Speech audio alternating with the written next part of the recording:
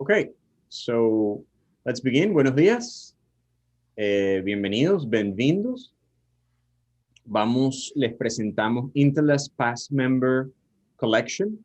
Tenemos en línea al señor Mark Brooks, director de la empresa InteLex. Los invitamos a que utilicen los servicios de traducción, de interpretación.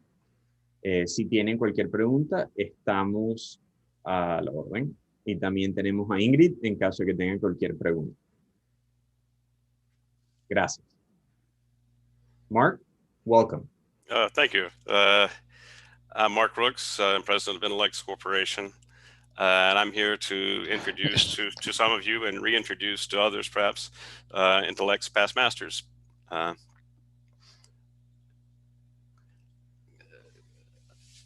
InteLex Past, our series, and this is all we do, is the Past Master series. We have the world's largest online philosophy collection. We only produce primary source content. So we do the collected works of figures in the history of philosophy. We have a large women's studies collection. We have sociology. We have a huge religious studies collection. And in fact, some of our best customers are usually Catholic universities.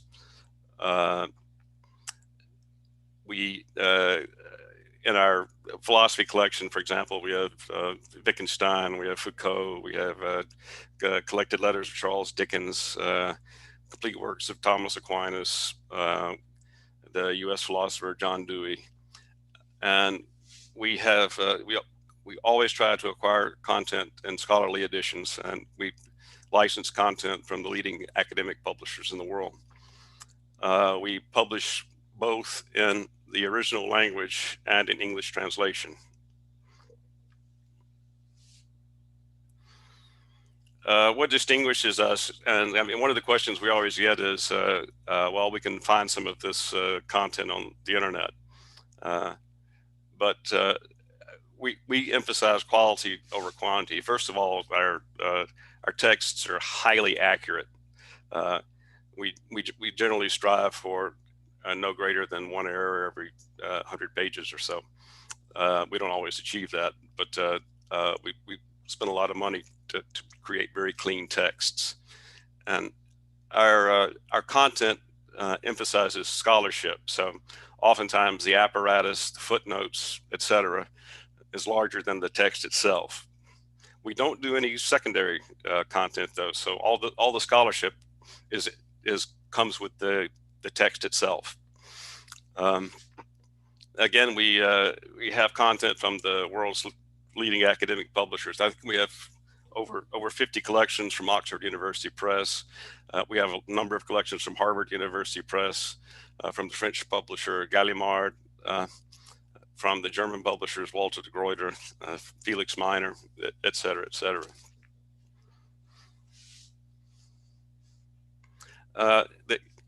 I founded the company in 1989.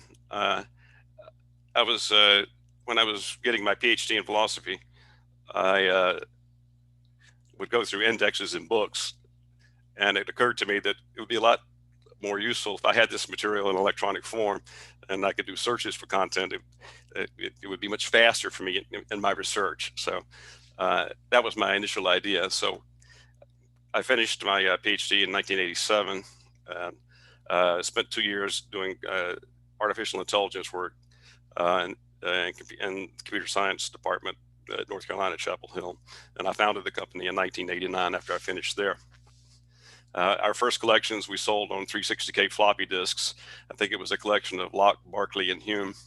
It required 7 of these floppy disks to be loaded consecutively to get the collection on your computer.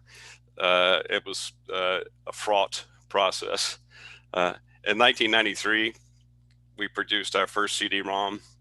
In 1996, we actually began on the internet. And then in around 2007, 2008, we completely discontinued CD-ROMs and we're completely on the internet now. we discontinued. We had individual sales for as long as we had CD-ROMs, but when we discontinued CD-ROMs, we discontinued any individual sales. So all our sales are now to institutions. Okay, who owns our content? Well, our collections are in over 1,600 colleges and universities around the world. We're in 66 countries around the world. We had our first consortial sale in the 1990s to the University of Texas system. In 2008, we had one of the largest purchases in our history. The Canadian consortium, CRKN, which represents essentially all universities and many colleges in Canada, purchased all of our content for all of Canada. That was a very happy day for us. We're working on proposals even now for JISC in the United Kingdom with Couperin, the consortium Couperin in France, and the DFG in Germany. Hope to make countrywide sales in each of those, actually, although they tend not to buy centrally, unlike CRKN in Canada. We have over 200 collections in the humanities. And again, by a collection, it means the collected works of a particular author or the complete correspondence of a particular author, either in translation, English translation, in some cases we have some German translation as well, or in the original language. We're in 4 main areas. We're in philosophy, we're in religious studies and theology. We have a huge English letter series, which is mostly Oxford University Press content, and we have a women's studies series.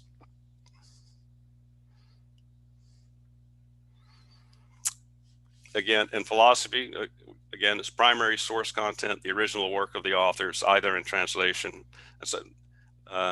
or in the original language. Complete works editions. Whenever we do an author, we try to do everything that author wrote, including usually the Niccolo or the posthumous works.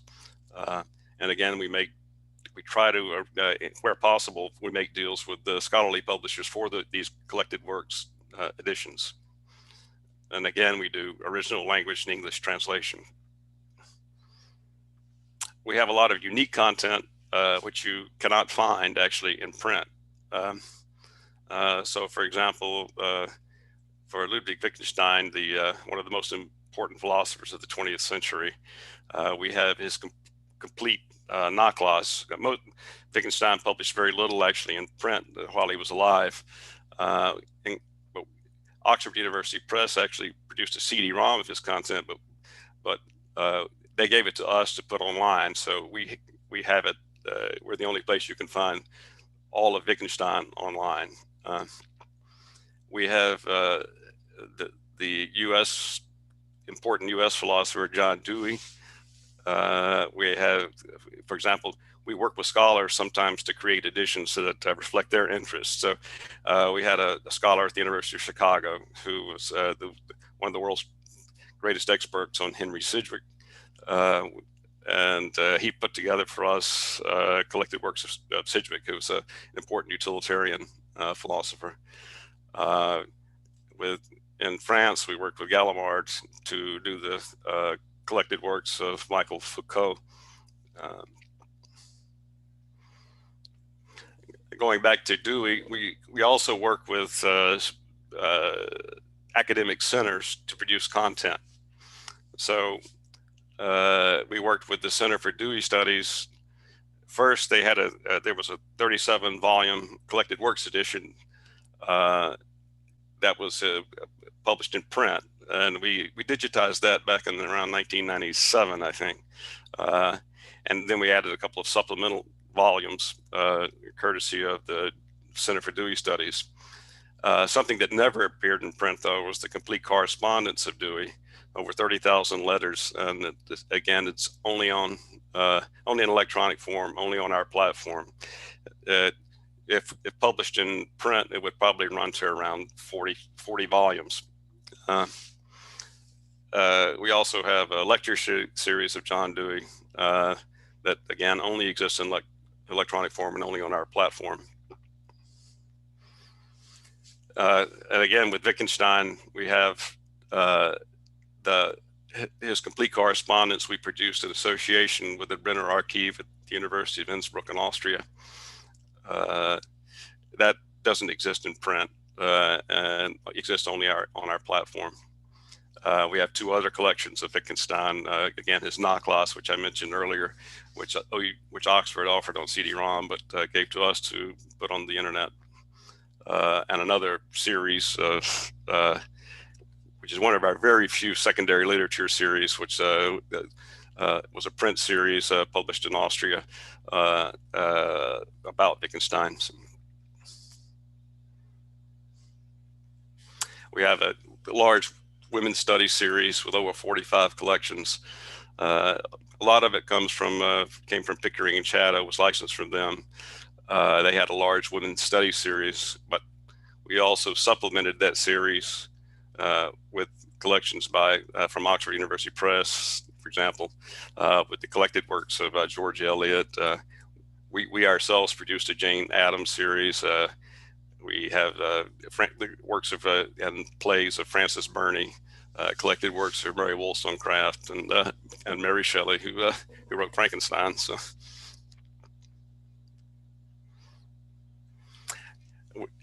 one of our most popular offerings has been our religious studies theology series, and again, a lot of this is unique to us online. We produced the complete works of Augustine in Latin, based on the work of a scholar named Cornelius Meyer in Germany. We call the Corpus Augustinianum Casenza. And we also are publishing the complete works of Augustine in English translation from a group called the New City Press. And it's the only complete, eventually, we still have a few volumes left to do, but it's will be the only complete collection of Augustine in English. We have a large Franciscan medieval philosophy collection, courtesy of the Franciscan Institute in the U.S., and also collected works of Francis of Assisi. Also from the Franciscans, we have the collected works in Latin and an English translation of Occam, of Bonaventure, Duns Scotus, very important medieval philosophers. We have the 55-volume English translation of the collected works of Martin Luther, the Protestant theologian, which is the largest translation series of Luther in the world. We also have collected works of other Protestant theologians, Calvin and Knox. We have the newest Catholic saint. We have Newman's correspondence from Oxford University Press, as well as his complete sermons. And again, we have all of Aquinas in translation. We don't have Aquinas in Latin, and we should, but we'll eventually get that. But we do have Abelard and English and translation in Latin. And we also have Anselm in English translation in Latin. We don't have very much. A failing we have, and I'm always embarrassed. I've been embarrassed when I speak to this group of librarians, because we don't really have very much in Spanish, and we have nothing in Portuguese. We only have one collection in Spanish, and that's the works of Andres Bello. But we have a wide variety of languages. We have a lot of German language content. We have, as you see, Kant, Hegel, Schopenhauer, Cassirer, Walter Benjamin, Dilthey, Nietzsche, Weber, Wittgenstein, et cetera, et cetera. In French, we have Simone Beauvoir, Montaigne, Montesquieu. We have the complete works of Descartes in French and Latin, but also we have a large translation thing of Descartes as well. We have Pascal, we have Foucault, et cetera. In Italian, we have Machiavelli and Bruno. In Russian, we have the 100-volume edition, the definitive edition of the complete works of Tolstoy, and an 18-volume collection of the complete works of Chekhov, the playwright. In Latin, we have large collections in Latin with Occam, Augustine, Scotus, Spinoza, and Spinoza also we have in Dutch. Anselm, etc. We actually introduced a series in Chinese with Chinese English translation, the works of Mozi, Han Tezi, Zhuangzi, etc. And in Greek, we have Plato, Aristotle, and the pre-Socratics, and we have all of those in English translation as well.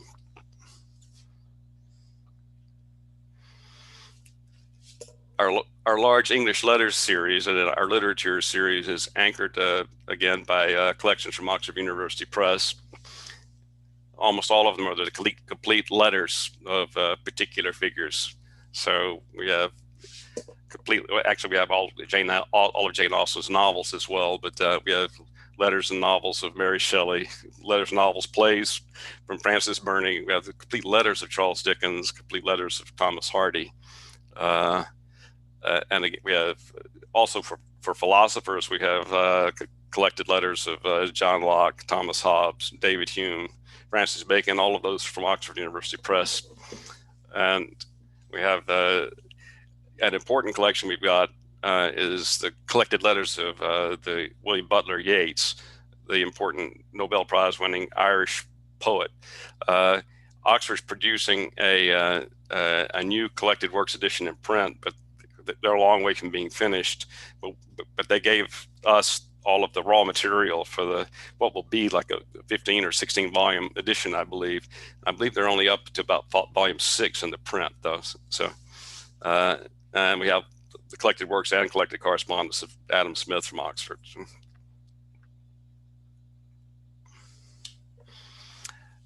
Okay, so now I wanted to talk a little bit about our business model. First, ours is not a subscription model. All purchases from us are monographic one time. So you pay once and you own it forever. You don't pay a subscription. So our licenses are perpetual for everything we do. You could either mount it on your own system or you can use our platform. We do generally have a small access fee for use of our platform, but we waive that under certain circumstances and for certain countries, depending on the size of the economy. And we have very flexible pricing to match our products to the markets we serve. So, prices that you might see on our spreadsheets for the U.S. market are much less for Latin America because we take into account the markets where we're selling it. And of course, we have for bulk purchasing, we have greatly reduced pricing for consortia because if you're buying for, obviously for an entire country or for 5 universities or whatever, we'll give you huge discount.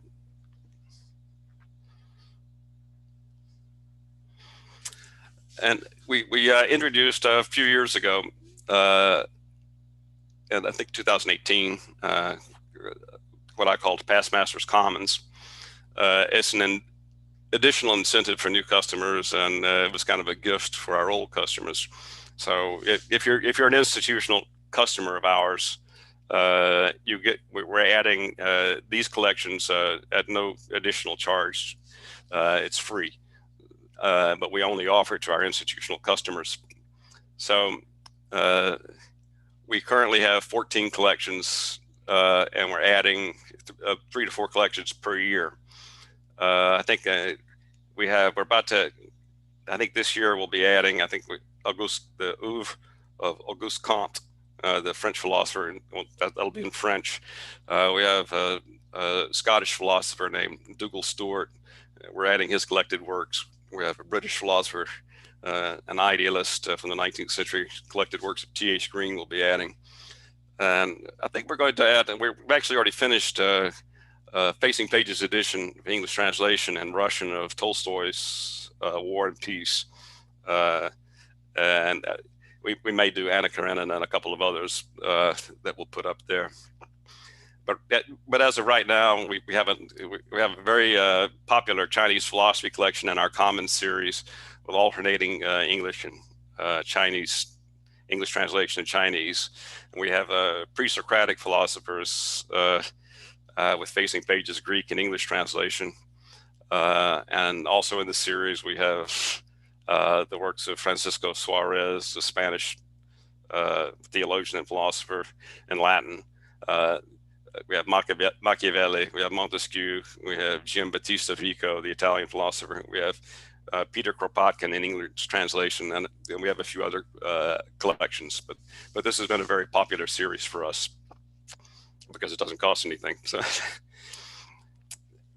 okay, this is from our Chinese classics collection. This is how our platform looks.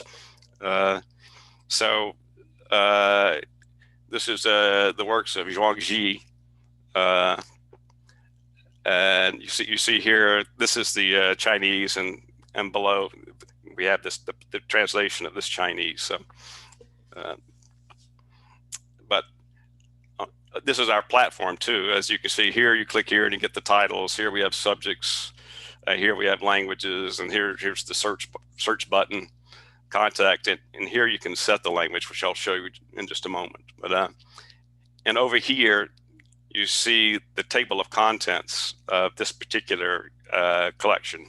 So if I clicked here, you would be in the I Ching, the Yujing, the Book of Changes. If you clicked here, you'd see the Analects of Confucius in Latin, in Chinese and English translation, and so forth. So this one is expanded, and anytime you see a button, you can click there and expand, and you'll see the inner chapters, the outer chapters, et cetera, et cetera. So this is your table of contents. You can choose to search only this collection at this spot here. So,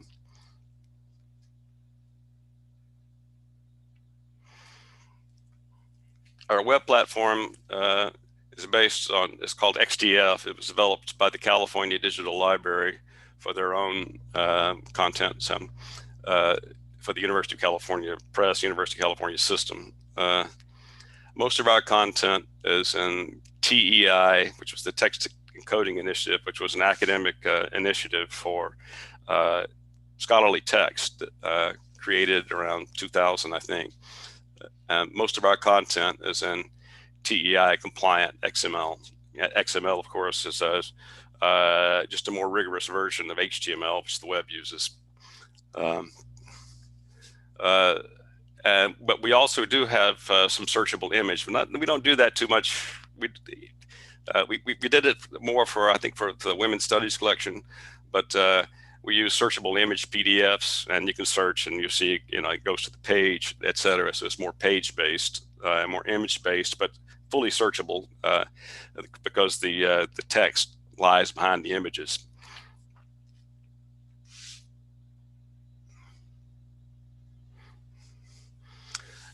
Our platform, you can do citation export to standard bibliographic packages. We provide counter-based statistics, and we give our customers, of course, a login and access so they can access, so you can access your own statistics. We have full search functionality across XML, searchable image. You can, if you own 50 collections, you can search across the entire thing immediately and get your results. And once you get your results, you click on you click on the result, and it jumps to that spot in the actual text, of course. So,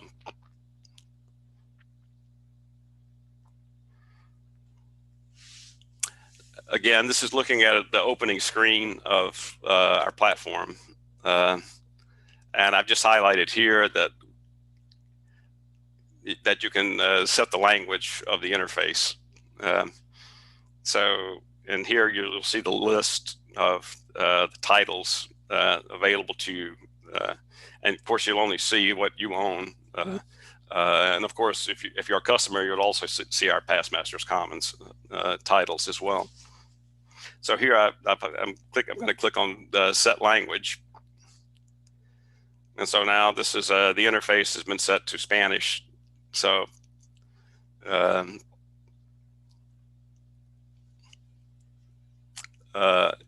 similarly, you can set the interface to Portuguese. So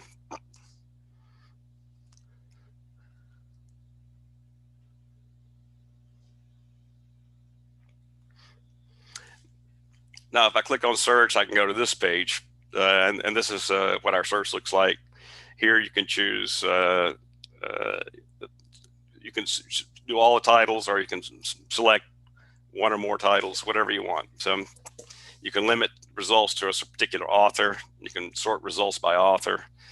You can do any type of Boolean search you want. You can do proximity searches within whatever range you want. And there's full help over here. You can click on view search examples, which I'll jump to now.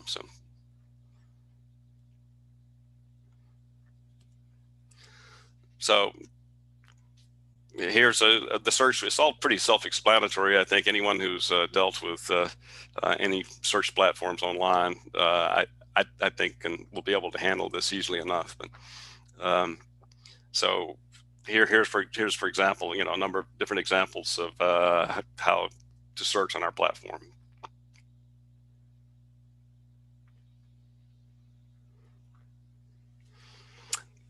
So here I've done a search in the letters of Charles Dickens for Tiny Tim. Tiny Tim being a figure, of course, in A Christmas Carol, but written by Dickens. And in volume 10, you see that there are 3 different letters. So these are your search snippets. And if you click on any of these snippets, click here on the first one, it jumps to that spot in the text, and so then you'll be fully in the letter. And the collections are ordered based on the print volume. In this case, I think the letters of Dickens were 12 volumes, but only 7 volumes contained the search result Tiny Tim.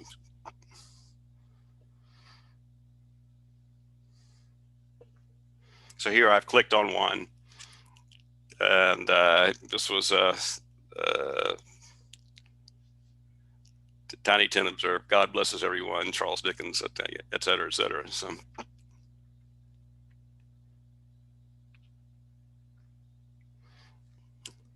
here's an example of our facing pages, Greek and English translation. So our English translation is the Revised Oxford translation of the complete works of Aristotle.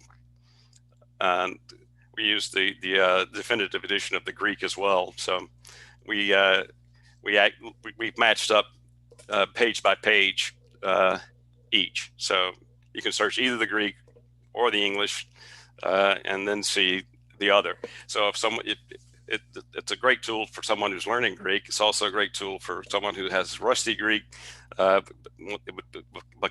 whose English is better, but could search in the English and then actually look in the Greek and cite that. So.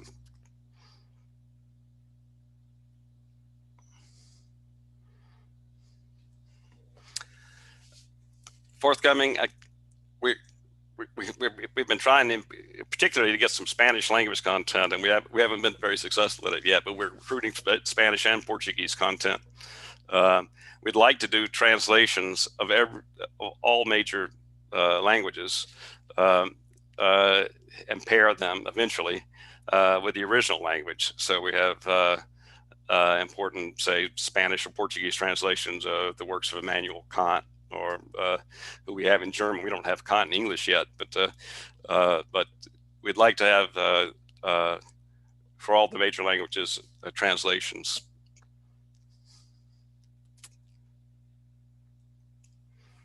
We have some Chinese and Japanese content forthcoming. We're doing more, as I said, we're doing more facing pages editions of translations in original language. We have a history of science and medicine collection we're working on.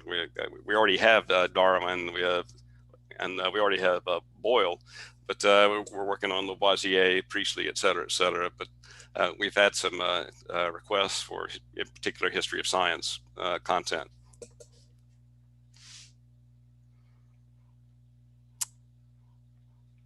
So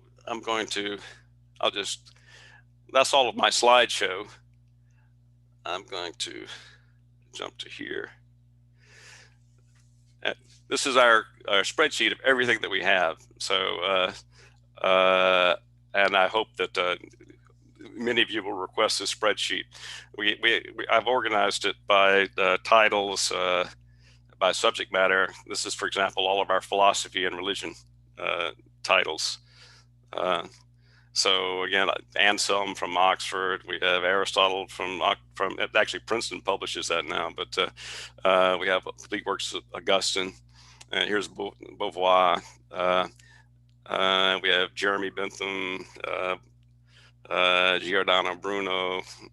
We have complete works of Darwin, U.S. philosopher Davidson, Dewey. We have Emerson from Harvard University Press. Franciscan Medieval Philosophy series. Hello, Mark? Yes, Mark. Sorry, you're still showing the presentation. Oh, sorry. I thought it would flip to there. You gotta yeah. Okay. Well, I can't show you that then. I don't know how to show that. I thought I could flip to my spreadsheet, but anyway, that's all I've got for the presentation. So, do you want to show the spreadsheet? Yeah. Yeah. When I flip there, it shows on my screen. Why isn't it sharing it? You need to re-share screen at the bottom where it says share screen, and you need to re-choose which screen you'd like to use.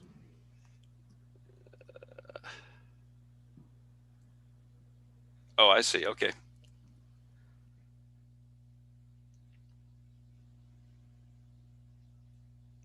There. Can you see it? Yes. Okay. Okay. So again, I just wanted to briefly show you the spreadsheet that has everything that we do, and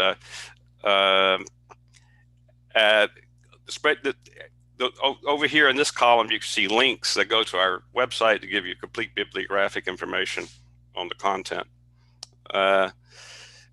We have the U.S. price, but again, the price in Latin America will be significantly less than this. But this is just our philosophy and religion titles. So again, we have Anselm from Oxford. We have Aristotle from Princeton and Oxford. We have only complete Augustine online in Latin in the world, and as well as the new translation series from New City Press. We have Beauvoir in French. We have Bello's Obras Completas, the only thing we have in Spanish right now. Just jumping down, we have complete works of Charles Darwin, works, correspondent lectures of Dewey. We have works, lectures, notebooks from Ralph Waldo Emerson from Harvard University Press. In German, we have the works and correspondence of Fichte. We have the complete works of Freud in German. We have the Franciscan Medieval Philosophy series. We have Hegel from Oxford and also from Felix Meiner in German and in English translation. Hume, we have Kant, complete works of Kant in German. We have all of William James from Harvard University Press. We have a number of collections that we've done ourselves.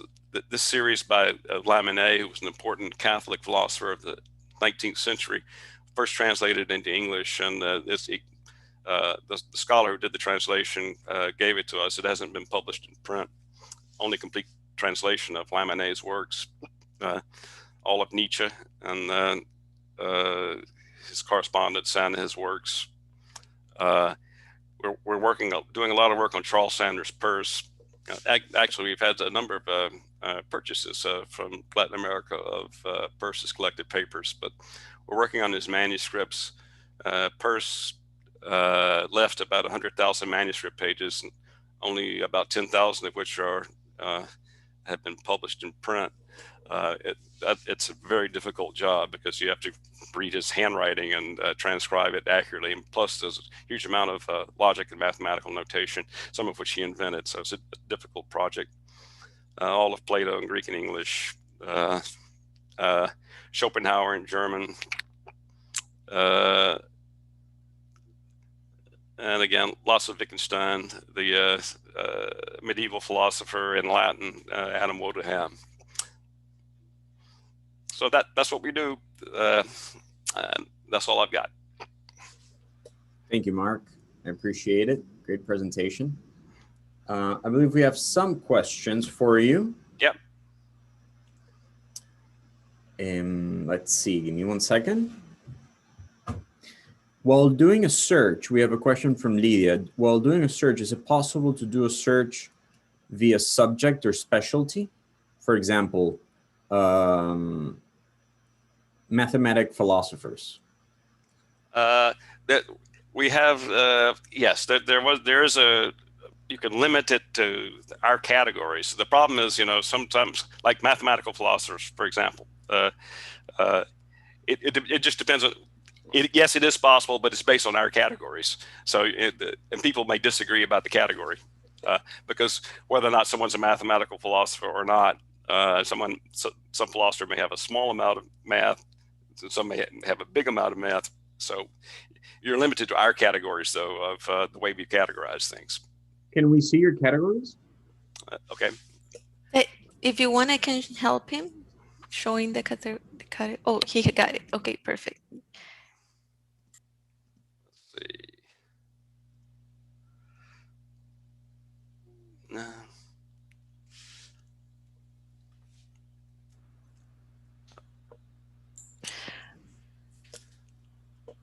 Mark, if you like, I can show them. Okay, you go. Right, go ahead. You show them. So this is or you right there on the website. How is let me say in Spanish really quick, okay? Okay, sure. Oh, here we go. That's what I wanted to see. They see? Can they see? Can you get? ¿Pueden ver? Okay. So básicamente, por lo que hay demasiados filósofos, las temas o categorías disponibles, ustedes están aquí, la plataforma la van a ver así, hacen clic en subjects y aquí les enseñará las diferentes categorías dentro de la filosofía, o sea que hay en categorías de filosofía, tienen filosofía, classical philosophy, medieval, continental y British, ¿ok? Esas son las categorías que él logró dividir dentro de filosofía y eso. Estos son los temas. Pueden irse por los autores si desean, si conocen el nombre específico del autor. Y en títulos, bueno, también son las otras obras, pero las únicas categorías o subjects que él ya derivó son estas. Por ejemplo, dentro de las categorías de filosofía, no hay una sección específica para filósofo matemático. De matemáticas, lo que yo recomendaría sería directamente buscar dentro del nombre del filósofo. Si conoces el nombre de este filósofo matemático, te sugiero que busques por el nombre del autor, ¿ok? Pero si quieren saber qué subjects o temas tiene, estas son las que han dividido ya, ¿ok? No sé si eso responde la pregunta. Y voy a parar de pause share, ok. That's it. Okay. Yeah, I'll show them their subjects. Yes. And then I tell them that since we don't have a specific subject for mathematical philosophers, they are more than welcome to search for the author name, correct? And if they see it under, that's the easier way to search. Right, and of course, for example, Peirce is a mathematical philosopher. So if you had Peirce and some, I'm trying to think of a different logician we've got. I mean, some people call Aristotle a mathematical philosopher because he did a little bit of that. I mean, he was actually more or less invented logic, but you can also always just selectively choose the authors that you want. So if you can choose to search just Aristotle and just Peirce, for example, or just Aristotle, just Peirce, and just Robert Boyle, for example. So you can always limit your selection just to particular collections. But you have to, the point I was trying to make was, though, that people will disagree about what we've put into continental philosophers, particularly who are an argumentative bunch, will disagree about what we put into this particular category, that particular category. So you're limited to the way we've categorized it if you want to search, for example, one of our categories. Question mark. We have a question in regards to content in Portuguese. Yes. Will you be expanding that content for Portuguese philosophers? Yes, I mean I have wish lists for both Spanish and Portuguese philosophy. In fact, I've got on my I've tried to contact some Portuguese publishers, and I haven't had a lot of success really. But I'm turning that over to our European agent, who's been quite successful in licensing some content for us in Europe. He was instrumental in getting us a lot of content in France from the French publisher Gallimard. So yes, we very much want to do it. So. Okay. Great. Well, we have 81 attendees on the call, on the presentation. ¿Tienen alguna pregunta adicional?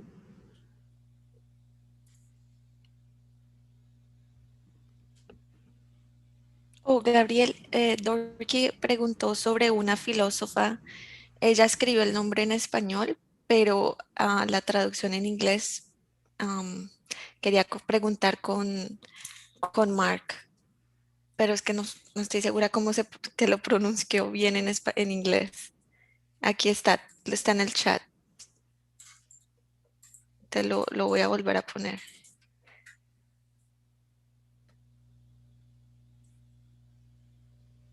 Hipparchia of Mark, is there any content from Hipparchia of Maronean? I'm not sure if that's it's a woman philosopher. But what time period?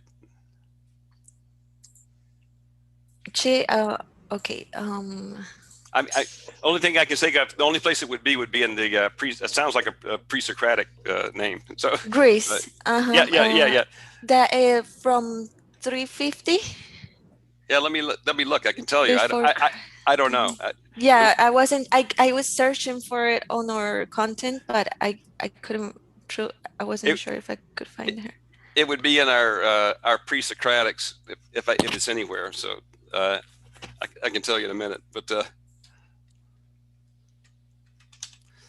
I'm on my other computer, so my main computer actually. Pre-Socratics.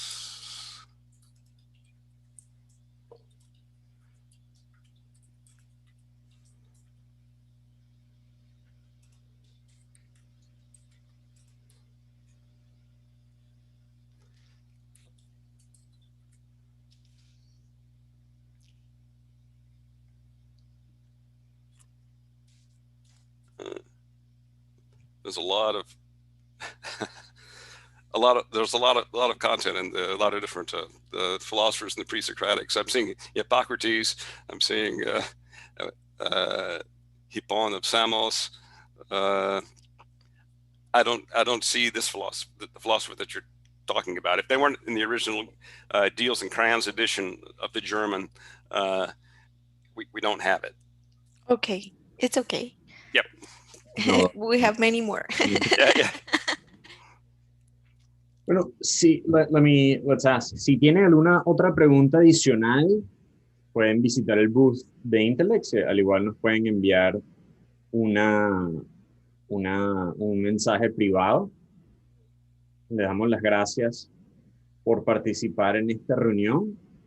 Mark, thank you very much for participating and sharing this great information from us, for us, to the team. And then we'll follow up if we receive any messages. Okay. Thank you.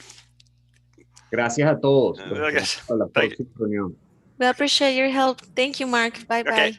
Thank you. Bye. Gracias a todos. Bye. Yep.